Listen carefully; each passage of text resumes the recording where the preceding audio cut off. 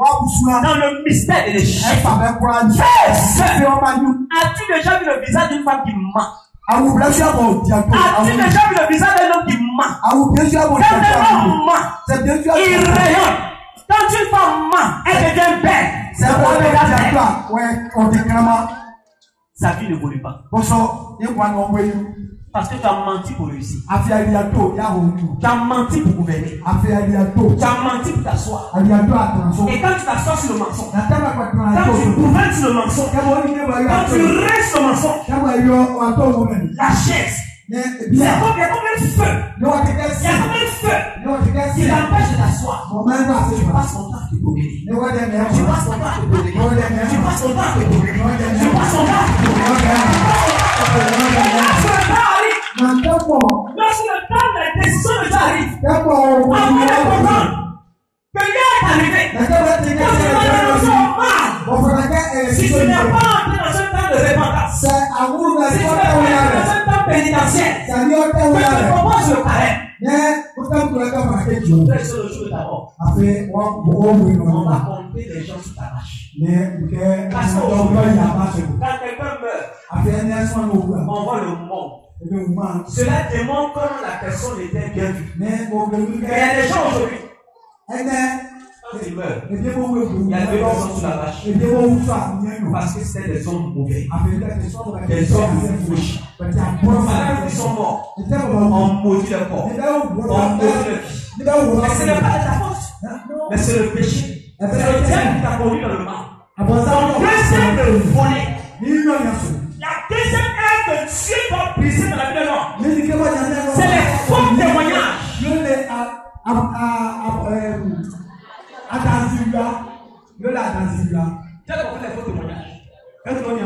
gens qui sont là pour faire les faux témoignages. Tu étais là, oui. Mais il n'était pas là. Tu as vu, oui. Et il te retrace les événements. Le début de sa fête. La seconde de la minute. Comment les choses sont passées? Ni Adam, ni Joël n'étaient pas présents. Mais c'est parce qu'ils convoquent nos postes. C'est parce qu'ils convoquent ta vie. Il verra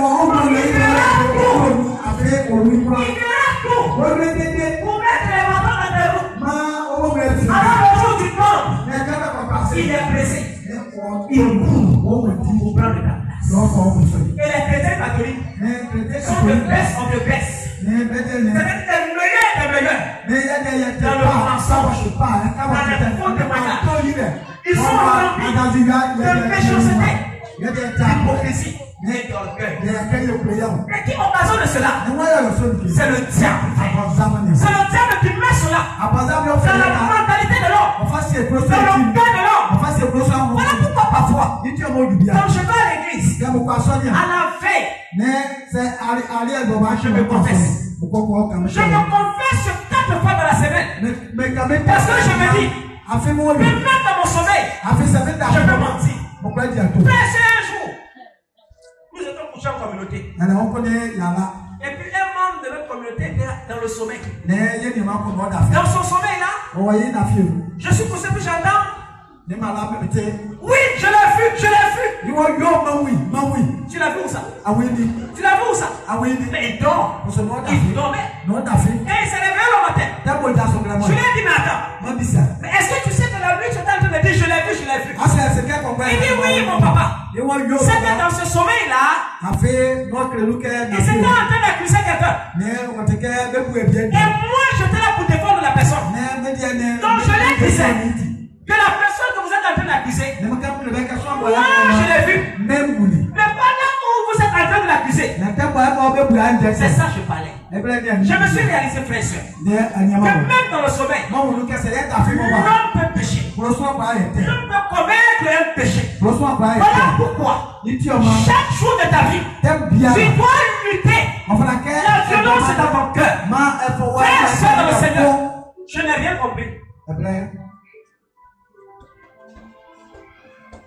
Si on ne vous explique pas la parole du Seigneur, vous allez la trouver compliquée. Troisième volet. Ne jamais souhaiter la mort de celui que tu considères comme ton ennemi. Jamais de la foi. dis jamais de la vie. Toi, tu es qui pour décider de la mort de quelqu'un? Toi, tu es qui pour juger le devenir de quelqu'un? Comment quelle personne a commis le mal? Tu souhaites la mort de quelqu'un et tu vas dire au Seigneur, Seigneur, je souffre, aie pitié de moi,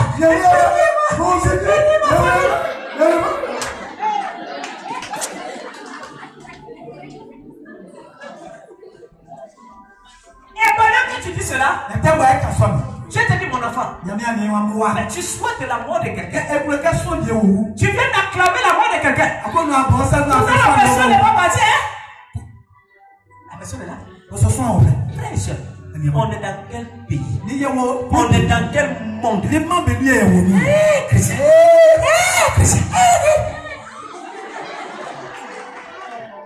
De telle attitude ne peut pas amener l'homme à bénéficier de l'amour de Dieu. Pourquoi? Le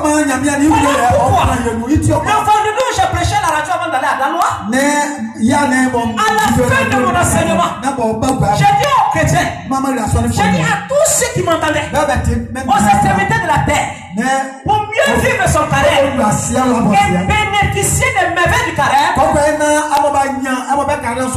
dis à ton frère, il faut aimer tous ceux qui nous gouvernent. Il faut aimer tous ceux qui nous gouvernent. Il faut les aimer. Il faut bénir les filles. Il faut bénir les filles. Il n'est pas mort. Tu vas mourir. Quand tu pries, ta situation ne change pas et tu te plains. Voilà pourquoi j'ai dit aux chrétiens. Vous avez des prières bizarres que vous collez sur vos portes. Hey Seigneur, donne-moi de vie afin de voir comment mon ennemi va devenir. Dis à ton frère, tu vas mourir premier. Tu vas mourir premier. Mon ennemi va vivre longtemps. Quatrième et avant-dernier volet. Ça, ce sont les hommes du diable. Les jeunes femmes célibataires. Dis célibataire. Dis célibataire. Le mot célibat n'est pas une malédiction. Dis à ton frère, c'est dans la Bible. Dis à ton frère, c'est dans la Bible. Mais aujourd'hui, les femmes considèrent le célibat comme une malédiction. Il y a trois types de mariage. Le mariage céleste, où le prêtre devient prêtre, où la religieuse devient religieuse. Ça, c'est un mariage avec Dieu. Il y a le mariage terrestre, où l'homme et la femme s'accordent pour s'unir au mariage. Et ça devient un sacrement. Et puis elle est unie. C'est-à-dire ceux qui ne sont pas appelés au mariage. Mais toi, tu es dans quel type de mariage? Comment considères-tu le célibat comme l'option d'une malédiction? Je suis heureux pour des femmes qui sont célibataires. Parce que ce n'est pas la femme qui épouse l'homme. C'est l'homme qui épouse la femme. Je vais te dire une chose. Tu auras tout donné à un homme. Ton cœur, ton estomac, tes poumons, tes biens. Le jour où il décide, il ne veut plus de toi. Même le pape François ne changera pas sa situation. Il va te laisser tchok. Il va te laisser tchok. Cherche-moi. C'est un homme, tu ne peux pas vivre. Parce que tu veux forcément te marier. Pour cela, tu ne vas appeler maîtresse. C'est la coordination. Tu devais appeler maîtresse. Ouvre la Bible. Montre-moi où c'est écrit maîtresse. Enfin, j'ai regardé au dictionnaire. Les maîtresses sont des femmes qui enseignent les élèves de l'école primaire. Et tu ne peux pas appeler maîtresse. Tu as confisqué le mari de puis. Lui aussi le vieux barbu.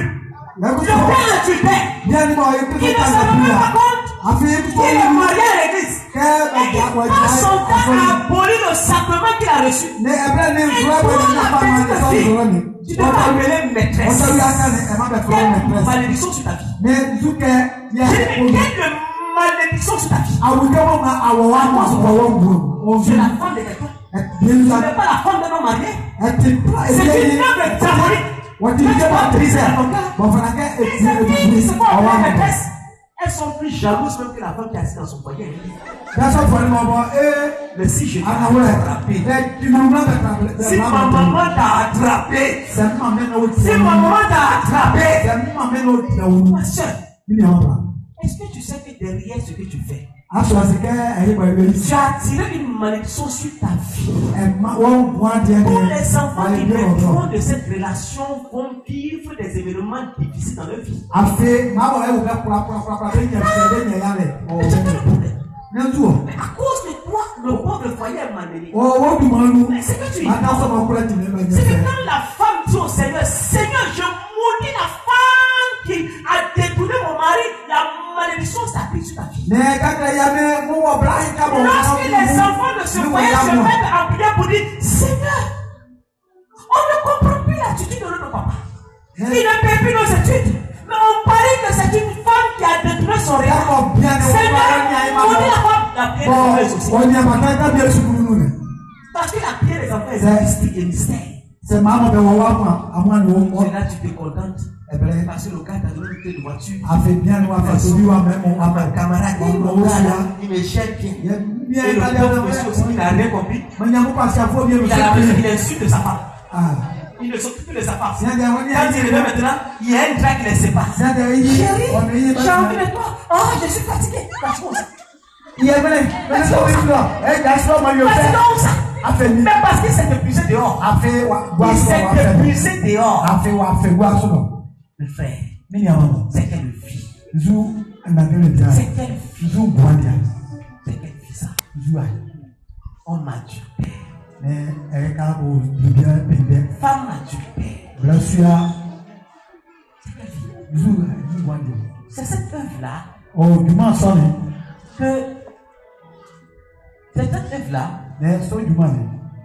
que le Seigneur doit briser dans ta vie. Tant que tu n'as pas quitté ce foyer-là, tant que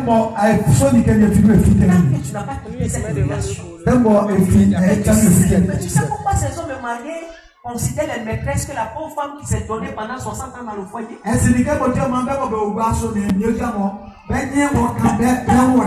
il revient à la maison, il pose un peu la nourriture, c'est trop salé. Mais il n'a pas le temps de vivre avec la maîtresse. Regardez comment ça se passe. Le jour où la maîtresse parfois ne s'est même pas préparée. Elle ne sait même pas faire la différence entre une chose grande et une chose arrachée. Le jour où elle sait que le monsieur va venir, elle va aller prendre sa camarade pour venir préparer. Elle se rend belle. Elle se lave bien. Elle met le parfum. Elle met le déodorant. Tout sent bon.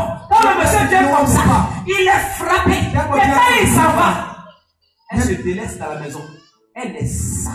Mais le jour elle sait que le monsieur va venir. C'est en ce moment-là qu'elle se rend propre. Mais ma soeur, tu détruis ta vie. Pourquoi tu détruis ta vie? Mais mon frère, tu détruis ta vie. Aujourd'hui, nous sommes en quête de l'emploi. Les jeunes filles qui vont déposer des dossiers dans les sociétés. On a nos parents qui sont directeurs des sociétés. Au lieu de prendre l'enfant et puis faire travailler l'enfant, il va chercher à regarder les photos où les filles sont jolies. Et puis il va d'abord découvrir la nudité de la petite avant de donner l'emploi. Et aussi, elle veut travailler. Le gars passe par là. Rendez-vous sur rendez-vous. Elle ne travaille jamais. Et même si elle travaille, tu as besoin de renouveau. Mes frères, mes soeurs, témoignage. Le renouveau a prié le Seigneur. J'ai eu grâce au travail. Je dis, ce n'est pas prier. C'est travail obéi sexuellement.